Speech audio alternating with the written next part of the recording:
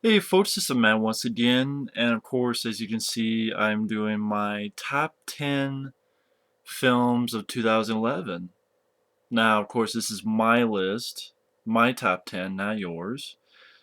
If you want to complain, make your own list. Now, of course, I will be doing a top 10 least favorite films of 2011, but I've done that video, but I'll probably upload that after this one, because I'm guessing maybe that'll be the one you guys want to see more. But first, I'll do my top 10 films of 2011 that I like the most.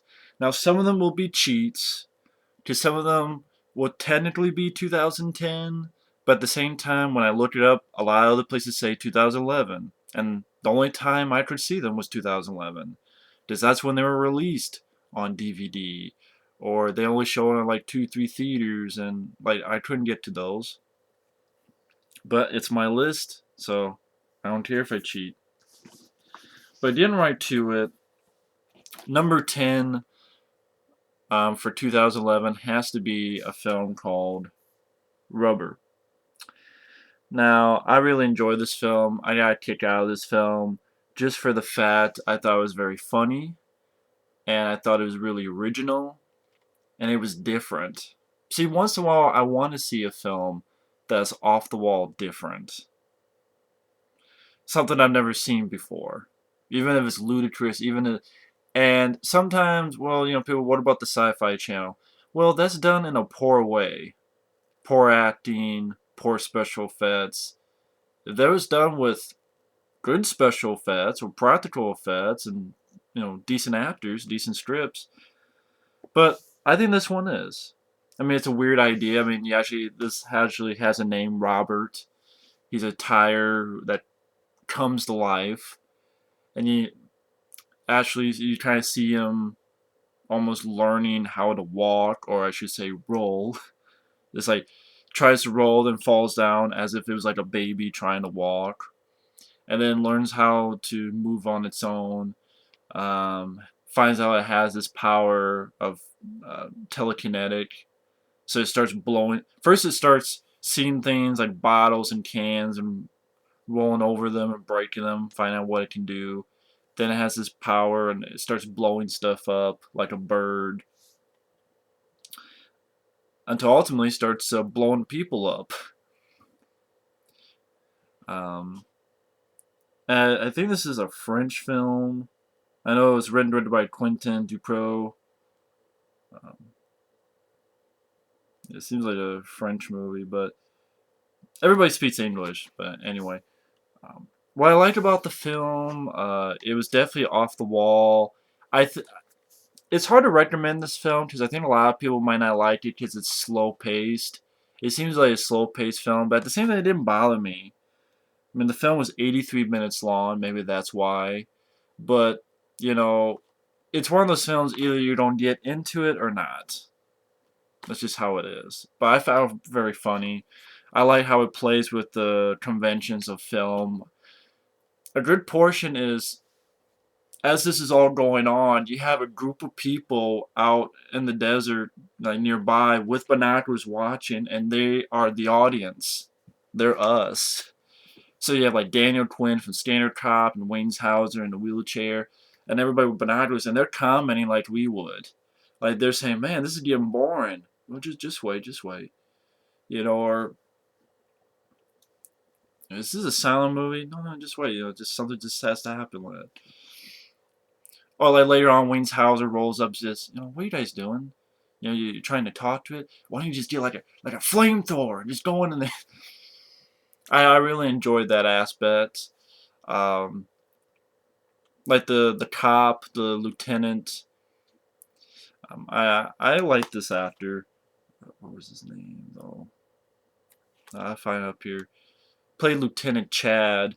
Um, it's like he knows he's in the film, but at the same time he plays along with it. And it's the only time it's like they have to play to this audience in the desert. Steven Spinella, like he gives his opening monologue, which I thought was really funny. In the Steven Spielberg movie E.T., why is the alien brown? No reason. In Love Story, why do two characters fall madly in love with each other? No reason. And Oliver Stone's JFK, why is the president suddenly assassinated by some stranger? No reason. And the excellent Chainsaw Massacre by Tobe Hooper. Why don't we ever see the characters go to the bathroom or wash their hands like people do in real life? Absolutely no reason. Worse, in The Pianist by Polanski, how come this guy has to hide and live like a bum when he plays the piano so well? Once again, the answer is no reason. I could go on for hours with more examples. The list is endless. You probably never gave it a thought. But all great films without exception contain an important element of no reason. And you know why? Because life itself is filled with no reason. Why can't we see the air all around us? No reason. Why are we always thinking? No reason. Why do some people love sausages and other people hate sausages? No fucking reason. And that company was like, come on, don't waste your time explaining that garbage, let's go. And it's like, the film you're about to see today is an homage to the no reason. It's like there's a moment where like he kind of knows, so he tells the cops, like the cops don't know what the hell he's talking about. It's like, no, because he thinks he's poisoned the audience, all of them, but Wayne's Hauser's still alive. And he's like, okay, now, the audience is gone. We don't have to do this movie. This is all fake. Come on, shoot me. No, come on, just go ahead and get shot. And then the guy comes and says, there's still one person. Huh? Okay, forget everything I just said. Move on. You just have to see the film to get it. But, at the end, the tire, like, dies but is reincarnated as a tricycle and goes to Hollywood with a bunch of tires start coming alive. Either you get into it or you don't. And I did. I thought, okay, I've never seen this film before. Some people say, well, that's a good thing. But I like that it's bizarre. I like that it's, different. It's beautifully shot. I thought it was pretty funny at times. 83 minutes, so it's not that long. And I just got a kick out of it. I'm like, okay, something that I've never seen before. I'm with that. So that's number 10, Rubber. Number 9 is Thor. Now, I like Thor. I got a kick out of Thor. I didn't read the comic book, and that was this thing. At first, I heard about it, I'm like, who cares about Thor? But Kenneth Branagh did a good job with it. Uh, Chris Hemsworth, who played the lead as Thor, it was a very solid job. Hot head, but you see him grow. A lot of people complain about his time on Earth when he just banished to Earth, but I thought that was pretty fun. I liked seeing Natalie Portman there. When the action scenes happened, I had fun. Thor going buck wild on his hammer. That was a lot of fun. Um,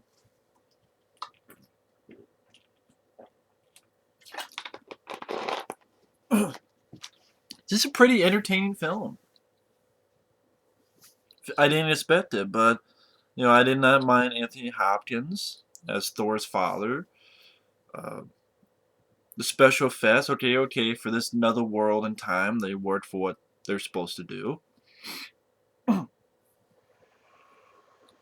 And overall, I had a genuinely good time. Not as good as, say, Iron Man or something, but, I could say it was better than Iron Man 2, definitely.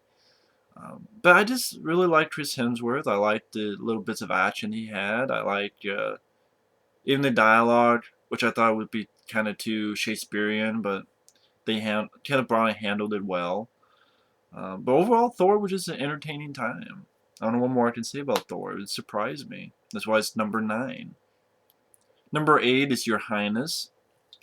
This is a comedy that was made for like 50 million and only made like half of that, which is a shame. Because Your Highness was a really hilarious flick. It has Danny McBride, you got James Franco, you got Natalie Portman. It's an R-rated film comedy, but um, even in the making of it, they talked about how they were wanting to do sort of their takes on those 80s gory sword and sorcery type of films, like Sword and the Sorcerer and all that stuff. And, Danny McBride, I mean, they're both princes, they're both brothers, Danny McBride and James Franco, to the king, played by Charles Dance. But Danny McBride, he's lazy, he's kind of a fuck up. While James Franco, he's the prince to be, he has a new bride, they're going to get married. this evil wizard kidnaps her. They have to go on this journey. They meet up with Natalie Portman's character, but it's definitely R-rated, definitely bloody when it has to, when it gets to it. You get CGI, but you get a lot of practical stuff. Like they meet this, I did this creature. It reminds me kind of like, not like Yoda, but it's about that big. But it's practical, like something you see out of what's that movie? The Dark Crystal or that kind. I mean, it's practical, and it's green and smokes, and as James Franco kisses on the mouth, and he's like, "For our journey," he's like, "Fuck that," and like James Franco's, well, Danny McBride's like, "Do you do this often?" He's like, "Well, I was a kid. I would come over and we would play. What kind of games? Well, we take off our shirts and we play around and." You like get the idea that this Muppet molested him? It sounds funnier than I'm making it seem to be. Um, and like they fight a Minotaur later on, a practical Minotaur, and they kill it. And Dame Wright's trying to take a horn for a souvenir, and he can't cut through it. So later on, he has the fucking dick of the Minotaur around his neck. And later on, he tries to give Natalie Portman. He's like, "Here, this is my souvenir. I want you to have it." She's like, "No, no, no." It's like, "Come on, I killed this dick for you." So that cracked me the fuck. I mean, it's R-rated. I mean, it's made by the same guy I think who did Pineapple Express, I believe, David Gordon Green. Um, I like that they put the money into the sets. Everybody, I mean, it's definitely rated R. I mean, they come across a clan of women who all are topless. Um, I just had a lot of fun. If you like the sword and sorcery films, and if you like comedies, it's a lot of fun. I'm sad that this film did not do well. It did not deserve to flop. Uh, yeah, the same guy who directed the Pineapple Express, and he did that new film, The Sitter, with Jonah Hill. A lot of fun. Very entertaining film. Did not deserve to flop. Just a hilarious film. I'm not going as in deep with a lot of these because I want people to check them out, to give a look, so I don't spoil everything. But that's number 8. Number 7 is the source code. Now, the source code I was really impressed with. I'm really becoming a big fan of this director, Duncan Jones. He previously made a film I really enjoyed with Sam Rockwell called Moon. Moon was a really good film, really good sci-fi film. And this is his second feature film, and again, there's a really interesting plot. Jake Gyllenhaal impressed me with this flick. He plays a soldier who wakes up in the body of some guy he doesn't know, and he's on a train. And his whole idea is he only has a few minutes to find the bomb on this commuter train, and every time he gets blown up, he gets put back into the present, and then he's got to get thrust right back into the that place. And supposedly, I mean, the bomb has already happened, the train's already blown up, but he's able to get thrust back into there, and the whole point is for him to find clues, because the bomber is going to blow something else up, and they want him to find the bomber. And wow, this is a 7.6 on IMDb, and it deserves a high rating like that, because I don't want to give too much away, but it has some good twists and turns, had an ending that I'm like, oh, cool. Kind of like, oh, cool ending. Interesting idea. Remind me a teeny bit.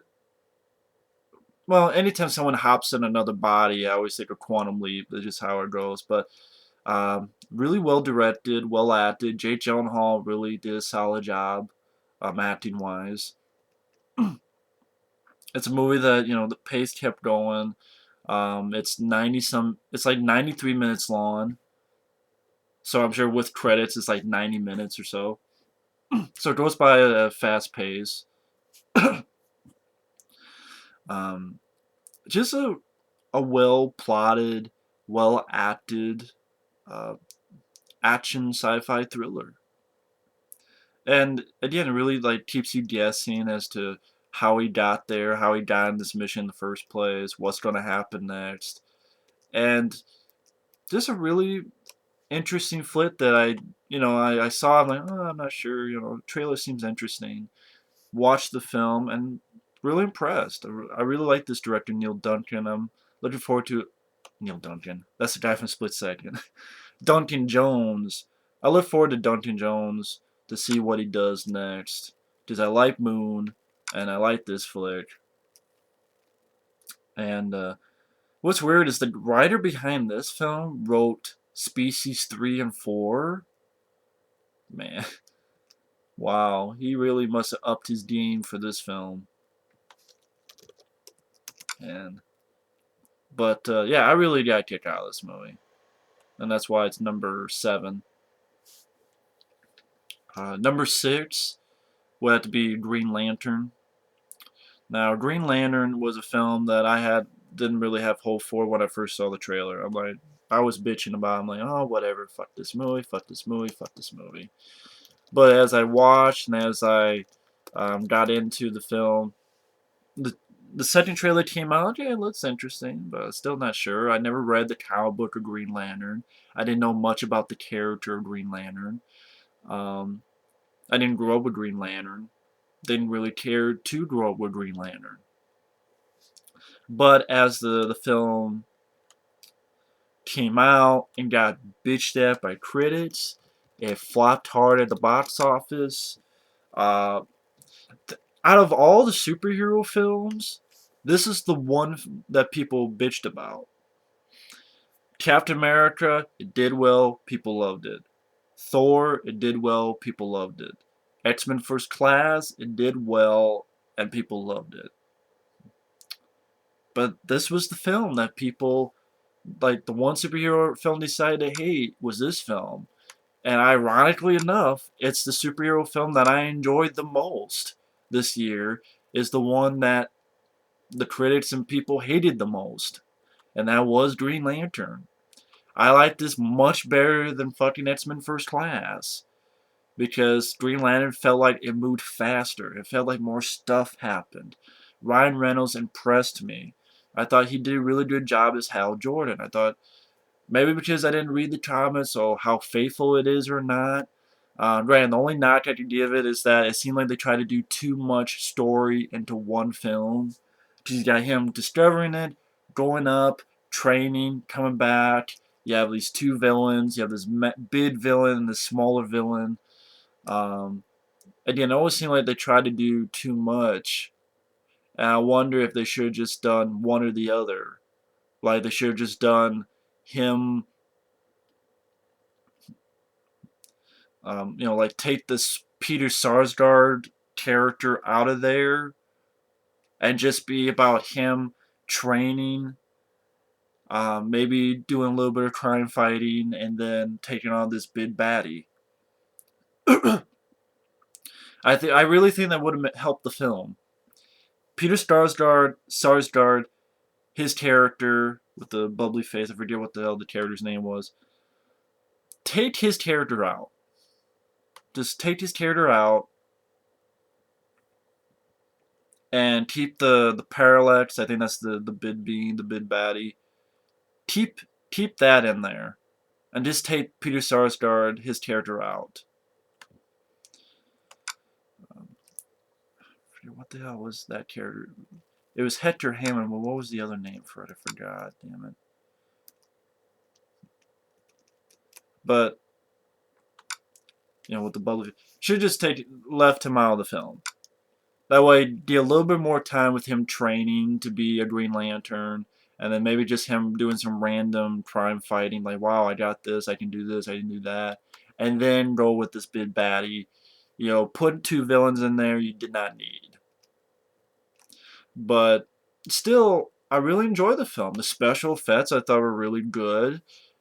When I first saw the trailer, I thought they'd be really shitty, but I thought, okay, I really enjoyed the special effects. I enjoyed Green Lantern, his powers, being able to create anything. And he created stuff that I would have. People make fun of, oh, he created this, like, racetrack. but a character calls him on it. And Ryan Reynolds is like, okay, when you have that ability to see you do better, that type of reaction. I like the idea that the woman, um, was her name Blake Lively? Was that? Yeah. He tries to act like, hey, how's it doing? And has that mask, and she sees right through it. And she's like, of course I know it's you. You think that's going to hide? I thought that was pretty funny. I like the Green Lantern core. Mark Strong, who plays Sinestro, I thought he did a good job. I like the stuff Ryan Reynolds created. I mean, like, he created the minigun and chainsaw when he's training. That's what I would have done. Uh, I thought it was a really solid origin story. Um, and I don't really understand why people hate this film so much. It gets a 6.0 on IMDb, which I think that's pretty low. I just, it costs a lot of money, but it's on the screen. It's definitely on the big screen. I just don't understand what the big fucking hate for this film was. I really don't get it. It's entertaining. I thought it's under 2 hours, but it was fast paced. A lot of stuff happened. There was a lot of story. It wasn't opposed to no story at all. Ryan Reynolds, I thought, did a really good job. He surprised me with this. Um, I like the different aliens of the Green Lantern Corps. I like the powers he used. I would like to have seen more. But I know at one time they said they were going to do a sequel despite the first one not doing well. Well, that's changed and they canceled the sequel. Which is a shame. I know some people are like, well, would you rather see a Green Lantern sequel or Deadpool? To be honest, I'd rather see a Green Lantern sequel. You wanna know why? Because they'll fuck up Deadpool. It's 20th Century Fuckface, I think, who owns that now. Probably since they did X-Men and Deadpool was and Wolverine. Well, kinda Deadpool. They'll just fuck it up. They will not make it rated R. They'll fuck up either way. Ryan Reynolds won't wear the mask, and if he does wear the mask, it'll be for 5 seconds. They'll fuck it up. But Green Lantern, I did not think they fucked it up. Granted, I didn't grow up with Green Lantern. I don't know jack shit about Green Lantern. But I didn't need to know anything, and I really enjoyed it. Fast paced, entertaining, good bits of action. Ryan Reynolds was good. Special effects, I'm like, oh, it looks cool.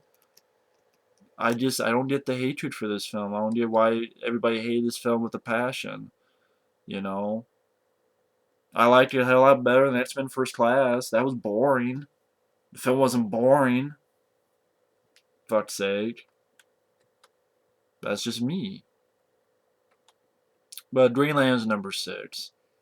Now, number 5 is a film I had the pleasure of seeing very recently, and that is a very Harold and Kumar 3D Christmas. Now, you gotta understand, I am a big fan of Harold and Kumar. I am a huge fan of these guys, John Cho and Kale Penn. I'm a big fan of the first film. It's a hilarious movie. And the first film is still the best. I will say that. The first film is still the best. Now, the second film, Guantanamo Bay, not as good, but at the same time, I still really like Guantanamo Bay. I still really like it.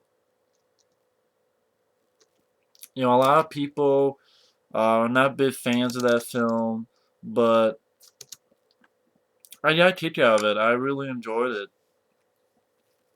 There's some jokes that kind of missed a little bit, but overall, I still really enjoy the film. I'm glad to have it on DVD. Now, this one,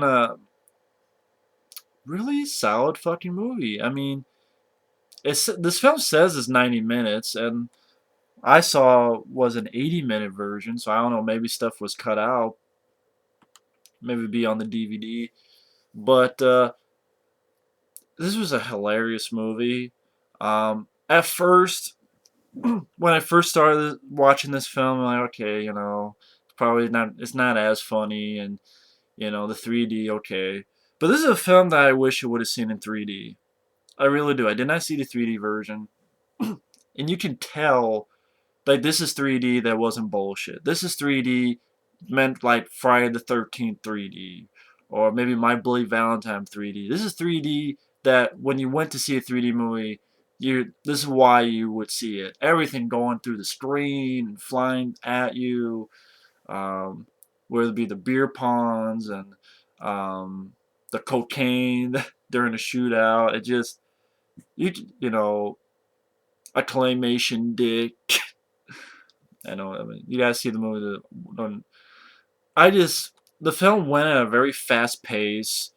I'm a big fan of these two guys and seeing these guys. And this film has a little bit. It definitely has, I think, more heart than the second film. This definitely has more heart. Although it still has some crazy stuff, but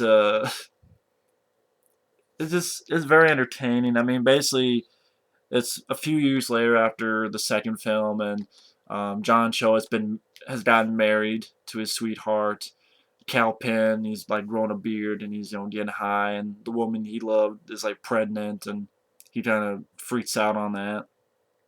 It's Christmas time, and Cal Penn gets should say Kumar gets a package for Harold and goes to his place.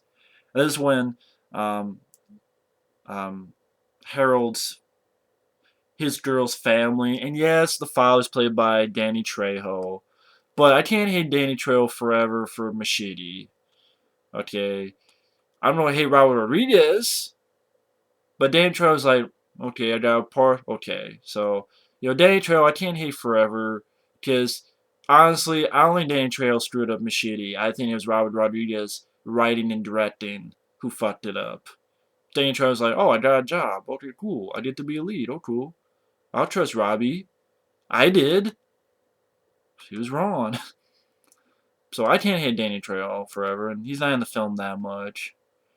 Um, but of course, one thing Lisa knows about this tree, it gets burned down. They have to find this Christmas tree. I just really like the characters. I like Harold and Kumar each has gotten a new friend. I like their new friends.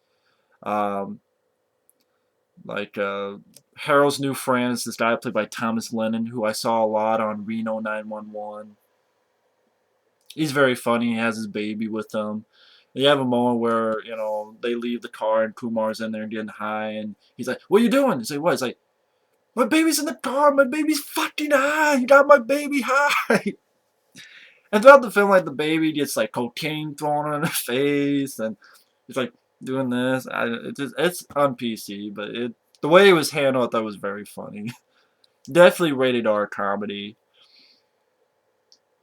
Or like there's a scene later on where they accidentally shoot Santa Claus, and later Harold's explaining, "I fucking shot Santa in the face. Okay, he's real, and I shot him in the fucking face." But Santa doesn't die, so Uh, they meet against like a Russian mobster played by Elias Koteas, which I'm like, oh shit, Elias Koteas is in this film. There's a moment where they're at a party and they drink something. It's like, something tastes funny. And then, of course, they enter the elevator and they come out and they're in a total claymation. So it's a whole 5 minute scene claymation. It just made me laugh, just the claymation. And they're like, oh, dude, we're claymation. Oh, look at my dick. He's a claymation dick. And I'm not going to spoil too much. I thought it was very funny. Uh, I think also because I just really like these characters. I really would see as many Harold and Kumar films as possible. I'm a big fan of it. I mean, I'll gladly get this film when it comes out on DVD or whatever. I think it just depends how big a fan of Harold Kumar you are, and it's nice seeing these guys again. I thought it was very hilarious. Let's see what I was going to say. Uh,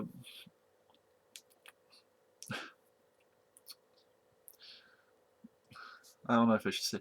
Neil Patrick Harris is funny. Like the whole deal. Like obviously we know from 2008, the second film, the third film, Neil Patrick Harris has come out that he's gay. But like this Neil Patrick Harris is like he's kissing another guy. Then when the door's closed, he shoves and then no fucking ton. You know the only reason I do this is to get the poontang. It's like this is all a front for him so he can get more sex and we're just girlfriends and then tries to mac on the lady. Or like how he died in the second film. I was like, oh yeah. And then he went to heaven and Jesus got pissed at him because Neil Patrick Harris was cob blocking him and sent him back to Earth. I mean, it's a hilarious film, I thought, and like there's also like this waffle, uh, this new toy which is like a waffle bot. This totally made me think of an '80s movie. I just like you know Rocky Four and Choppy Mall and fucking uh, Daily Friendly, you know, like but it's like a little robot, it's a waffle bot, and like it works for Neil Patrick Harris, and it always seems like it's smarter than it should be, and like it has like these eyelets, so if it gets mad, like closes, and you know, and but Kumar treats it well. I love Kumar, and like actually helps him out. I don't know, I like that. I thought that was very cute, very funny. Hey, waffle bot, they said pancakes suck. I hope you eat pancakes in hell. Fighting fight. I just I had a lot of fun with the film. I think because it's definitely a fast-paced film. And being a big fan of Harold Kumar, I'm like, okay, you know, this is why I had to put it at number five. Because I just got a kick out of seeing these characters again. It makes me want, when I see a film and it makes me want to go back to see the previous two, I think it did its job well. So that's just my opinion. Now, number four, I gotta go with a film that got hated on a lot. Did not do well at the box office. Oh, by the way, Harold Kumar 3 gets a 7.1 on IMDb, which that's pretty good. I still feel that the first film is the best, but this one did a really good job. Um, Cowboys and Aliens gets a 6.3. I think that's too low.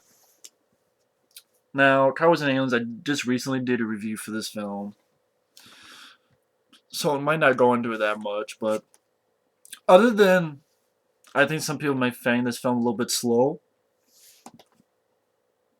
I really got a kick out of this movie. I really like Daniel Craig's character. I like Harrison Ford. He doesn't have a lot to do until the end.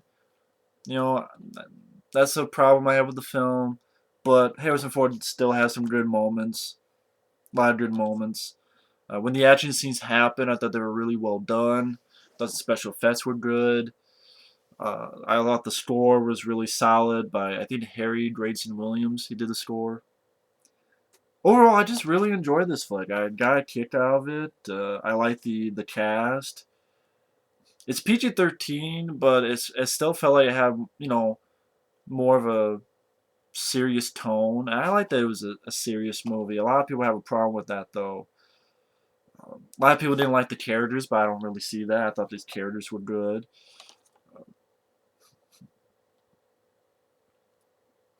I just really don't understand the hatred this film got so much. I really don't get it. I don't get it. This film doesn't deserve the hatred. Didn't deserve the bomb either. But, you know, that's how it goes. I think Jon Favreau did a really solid job directing this flick. Um, it's Cowboys and Aliens. Maybe that's why people didn't see it, because it was always such a ridiculous concept. Should be a comedy. But I really, I really like this flick. You know, beautifully shot. Definitely looks beautiful on Blu-ray. I can say that. A lot of good features on this. Well, like I said before, but anyway, Cowboys and Aliens, I think, just got a bad rap, and it did not deserve it. Now, number three is a film I do want to get. It came out on DVD, Blu-ray. I haven't gotten it yet, but I do want to get it. This is another film that people may argue was 2010 film. Well, it may say 2010. You know, I'm sure it'll say 2010 on IMDb. But you know what? There's no way I could have seen this film until 2011. Okay, this film only went through like a few theaters. That's not my fault. I'm sure if I get the DVD, it'll say 2011. So you know what? This might as well have been a direct-to-DVD film 2011. And I don't care if it's cheating. I'm gonna put it on there. And that is Tucker and Dale versus Evil. And Tucker and Dale versus Evil, I really was impressed by. I thought Once again, it's an idea that I thought was very smart. I thought you got the typical college kids against the hillbillies, but the hillbillies are the good guys, and they don't know what's going on. They're trying to do the right thing, and these preppy college kids are just attacking them, and they are killing themselves on accident. These stupid kids. They trip and fall into the tree trimmer. No, I do want to see the Blu-ray DVD. Just when I saw it, it seemed like the film wasn't finished. So I do actually want to see, you know, the finished version of it. But I thought the two actors, Tyler Bean and Alan Tudyk, did a great job. They had a great rapport with each other. I also like the girl who, they helped, and she like, yeah, I like that, the girl falls in love with one of them. I thought that made it nice. It made it different. That's why I enjoyed it. It made the film different, and it was very funny. And sometimes I like that. When you see the same thing over and over again, it can be tiring. That's why with something like this, it's like, okay, that's a breath of fresh air. And it even says here, which I don't understand why. This is bullshit. The film was shelved for over 3 years. Yeah, a rough cover of the film was leaked, which revealed various moments when the lines are dubbed and when post-production effects are used. So that was what the rough cut, yeah. The film was shelved for over 3 years before its release. Why? Why? I don't understand why. That makes no fucking sense to me. This is not a bad movie. This is a really good fucking movie. It's like Trick or Treat all over again. That was another horror film that's really good. And they just are fucking idiots. Yeah, we'll put in these stupid shitty films.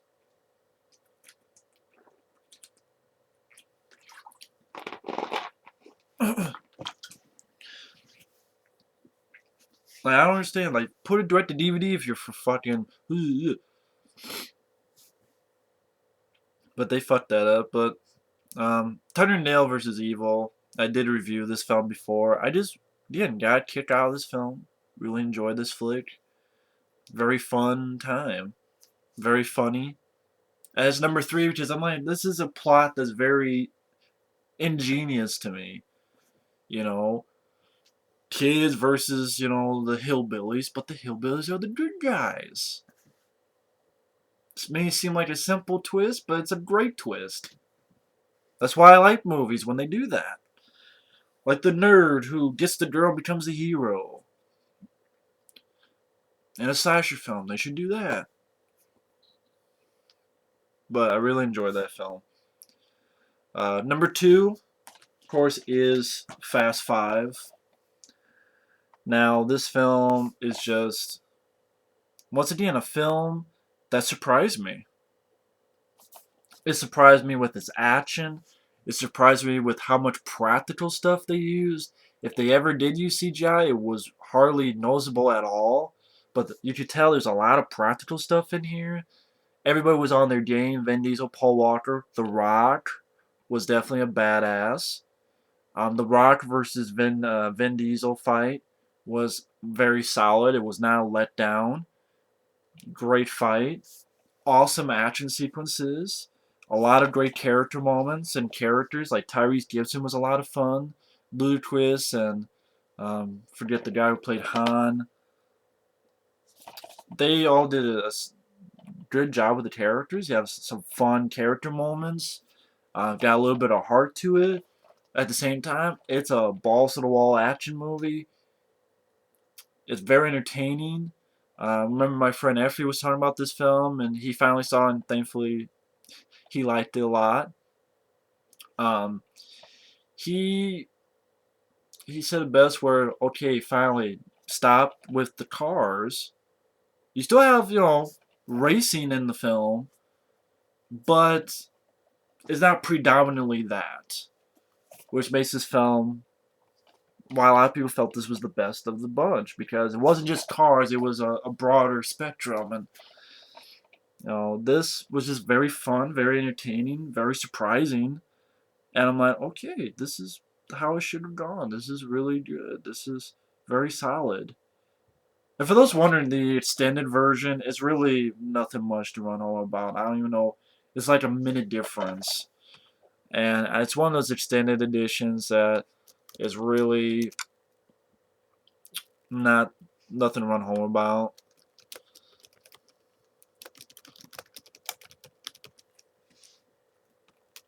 But anyway, I know since this film was such a big hit, I know it's going to get a big Fast 6 is going to be coming soon. I guarantee it 100%. And, this film did ended right. I think it did well with what it had to do. Uh, I don't think you need any more films.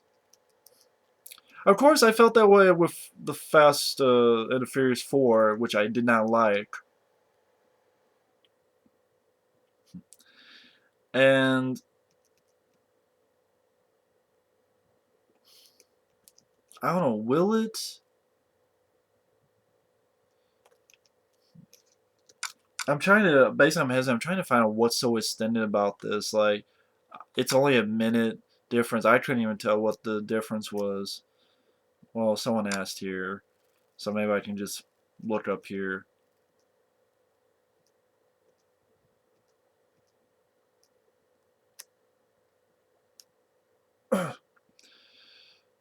Let's see.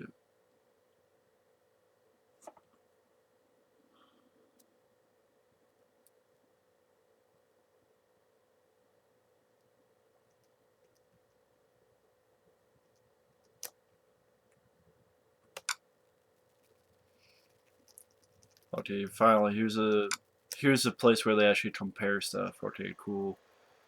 Uh,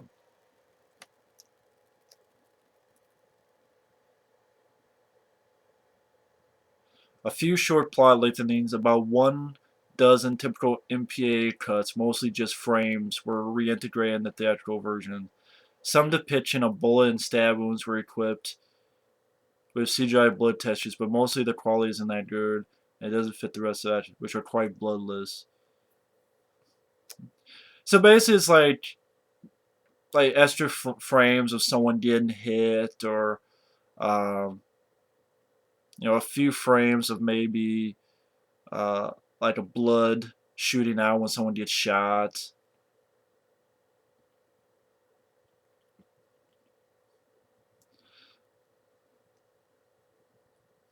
Apparently, like if sometimes MPA,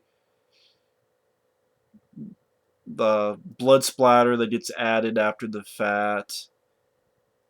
He breaks a guy's neck, and you can hear the neck crack more in this film when he does that. So really, it's like only like a few frames here and there. So really, the extended cut has nothing to run home about. So don't be fooled by it. It's just one of those tactics that they try to get you to. Uh, After Dominic rammed him against the grid, Hobbs gives him a cracking elbow check on the back, and in return, Dominic punches him in the ribs. After the cut, Dominic gives Hobbs a hard headbutt.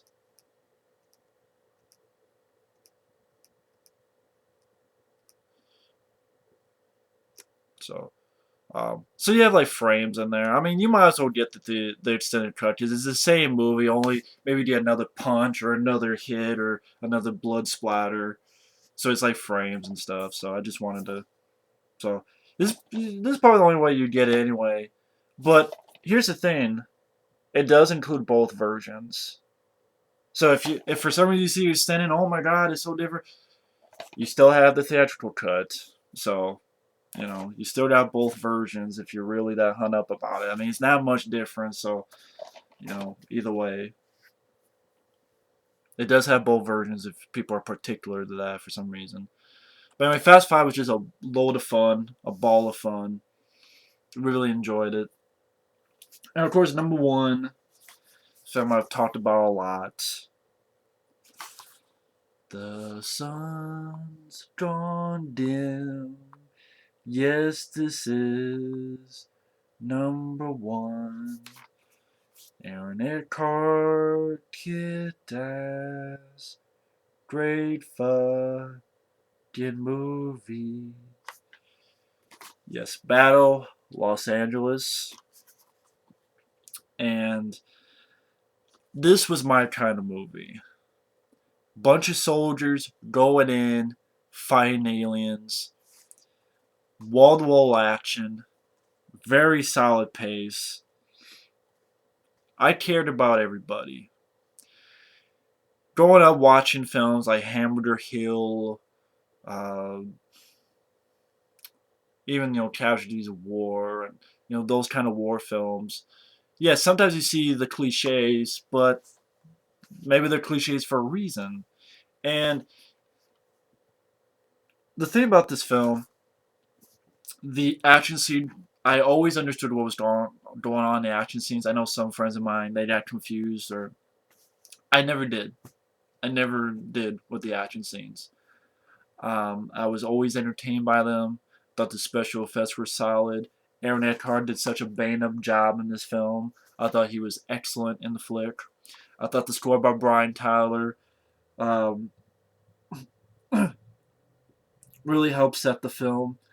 Jonathan Liebsman, who I know is doing Wrath of the Titans, the Clash of Titans sequel, I thought he did a very capable job directing this flick.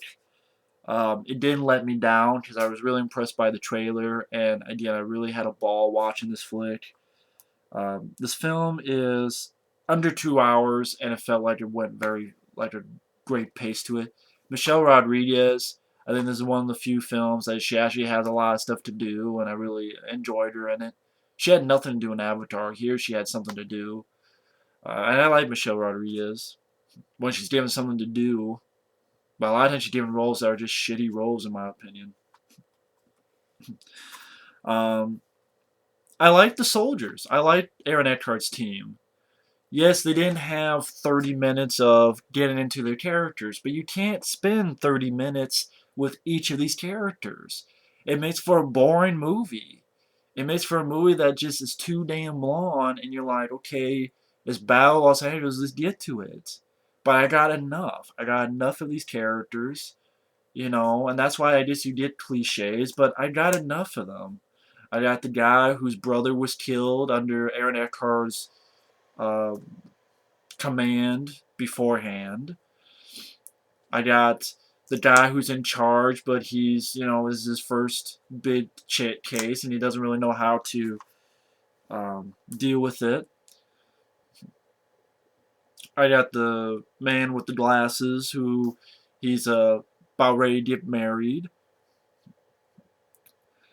I got these characters. They had a fun vibe to them. They had fine rapport between each other. It's actions speak louder than words. Maybe that's the reason. It's just the film knew what it was and it did its job. Okay? It wasn't an hour long of talking and boredom. Okay? Sometimes I think movies do that and they're kind of pretentious. Sometimes. Not all the time. Sometimes I get into the story, like I was in Aliens. Sometimes I'm like, okay, let's cut to the chase, like, certain other films, which I'm sure I'll talk about next time when I do my worst. But Battle Los Angeles, it went to it. It was fun. It was entertaining. It was fast paced. Aaron Eckhart did an awesome job in the lead role. I think the cast, I don't think there were any bad actors in the cast. Yeah, the characters are not developed for 20 minutes, but you can't do that. You're just going to bore people. People say, no, Yes, in this kind of movie, you are. You are. I got enough of them. Okay, it's like when I'm watching Hamburger Hill and I'm watching all these other war films that I enjoy. I got enough of it. I got enough to satisfy. And I don't see any problems with this film. And this film got hated on. A lot of people call this a piece of shit. This film did not do that well at the box office, and it's a fucking shame. This film, apparently people say, oh, it's going to be forgotten. No, not by me and friends of mine. This film delivered. This is a film, if you told me this film would be number one on my list, I'd be surprised. I'd be like, yeah, right. But it is. Because I saw a trailer, it was awesome, and you know what? It did not let me down, which can be fucking rare for me. I just really got a kick out of this movie, and I'm like, okay, you did a good job. Solid job. Big fan of this movie, and I guarantee you no critics are going to put this in their top 10. I don't care. Oh, it's a ripoff of District 9, and it's a ripoff of fucking, you know, District 9, um, Black Hawk Down. You know what? I don't give a shit. Is it fun? Is it entertaining? It's PG-13, but I was fine with that. I mean, I just this is just my kind of movie, just so appealing to me. This is my kind of flick, my kind of movie, and they don't do that nowadays. I just want to go in. I want to have an entertaining thrill ride, not an hour long of trying to do comedy, or once in a while I can go with that, like this. But sometimes it's like, give me the movie you advertised. And this does. It definitely gives you the film it advertised. Soldiers, aliens, rock and roll. Now, I know you're wondering, wait a minute. And this isn't mine. This wasn't on the list. Now, this is not mine. And you're right, this was not on the list. I don't hate this film. I had a review of this film. I took it down because even someone said, well, wait a minute, how come you're complaining a lot? How could it be? I think I said I was going to put it like number 2 or number 3. And they're right. I like this film. I don't hate this film. I'm never going to hate this film because there are moments in this film that are really solid. Really solid. Special effects are beautiful. I think these effects should win the Oscar. I think they were beautiful fucking special effects. Optimus Prime, Bumblebee, they have some good moments. Shia LaBeouf, I liked him. He has a good moment, like when he fucks up Starscream. I like it has a try to be more serious tone. I appreciate that. Some standout action scenes, like when the building's falling, they're sliding down and trying to maneuver. Tyrese Gibson I really liked in the film. So people are going to wonder, well, Matt, how come it's not in your top 10? Because I like the film. I'm waiting for this film to have a good release with features, which I don't know when the fuck they're going to do that. Just to put in my collection, because I like the first 2 films. I can see myself watching this again. It's just, for me, I can't in good conscience put it in my top 10. Just I kept changing it around and doing stuff and kept changing it around. No, it's not. It's number 4. No, it's number 7. No, it's this. I just had to take it out of my top 10. Because I just could not. It didn't feel right to me to put in my top 10. All these other 10 films I liked better than Transformers 3. But again, people don't say, oh, you hate I like this film. There's no reason why I should say otherwise. When you look at my worst of 2011, believe me, there'll be films that a lot of people love that I put on that list that people are like, why the fuck you hate that? And I'll let you know why. Rise of the Apes. X-Men First Class. Sucker Punch, But I just had too many problems with this film. That's the thing. I like the film for everything I just said. And I want to get a good version of this for my own collection. The problem with this is there's just too many problems. It's not going to be in my worst list, believe me. I like the film. If I had a top 15, it'd be on there in the top 15. But top 10, no. The first hour is too fucking slow. Too fucking slow. No reason for that.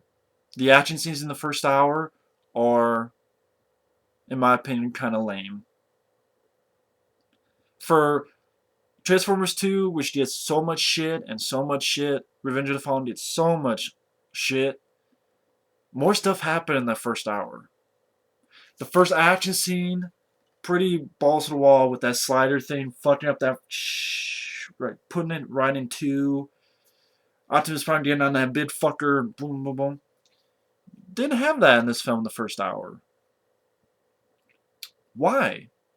You have a little thing where they're going through terrace, but then by I blink and it's gone. You have a little bit where one Decepticon is, I guess, fucking up one or two people, like this flying thing. Okay, and then the third, then when the guy from the Asian guy from the hero, I think Ken Jeon, whatever his name is, he gets killed by Decepticon and chased after Shia a little bit. The first hour is mainly him, Shia, trying to get a job. John Malkovich acting weird. Frances McDormand acting like a bitch. You know, and then the NASA stuff. Okay, can we get to the movie? Then the second half, I can't believe I'm saying this, I miss Megan Fox. Believe me, I remember I told my friend, oh, who cares about Megan Fox? I saw this film, I ate my words. I'm a big enough man to admit that. I miss Megan Fox because it made more sense that he's going through all hell and high water for a girl that he knew for 2 films. Steven Spielberg, you need to shut the fuck up instead of getting her Megan Fox fired. Oh, he said Michael Bay is like working for Hitler. Yeah, Michael Bay working for him is because Michael Bay's an asshole. Deal with it, Spielberg. Shut the fuck up. Get the fuck out of the way. The second half of the film, it had some really good action and Tyrese getting in there, but it just was not nearly enough. Especially, I know they're going to do a 4th film, but when they said this was going to be the final film, they said that everything's going to be wrapped up. Shia, this is going to be his last film. It seemed like it wasn't nearly enough. The Autobots, you've had 2 films now. Now you had 2 films. Now you can do it. You don't do it. Moments where it's like their Autobots are getting ready, they're back, they're getting ready to go into the city, and then the next time I see them, they're all captured. I'm like, wow, are they pussies? Oh, how the fuck did they get captured? Optimus Prime's doing something cool, but then it's like fucking Kevin McAllister put up a trap and he goes, oh, and now he's tied up upside down. Like, did Macaulay Culkin do that to you? What the fuck? Seriously. I'm like, what in the fuck was that? I don't know. Just like, really? Really? Optimus Prime. This is the moment where he's facing off against 2 bad guys, Megatron and Leonard Nimoy's character. Okay. First film, he got his ass kicked by Megatron and Shia LaBeouf had to save him. Second film, he died and he came back. Third film, let Optimus Prime reign supreme now. 2 against 1. Let him kick both their asses. The guys died and, maybe he can learn and kick some ass. No. He gets his ass kicked by Leonard Nimoy's character. And Megatron has to save him. And then how does Optimus thank Megatron? Killing him. I'm like, the dude just saved your life. Because you were too much of a pussy. And Megatron, in all his fucked up, shitty glory, kicked Leonard Nimoy's ass. His, robot's ass. And then you just kill Megatron, and now you kill him. Now that Megatron had to kick his ass for you. Well, it just made Optimus Prime a bitch.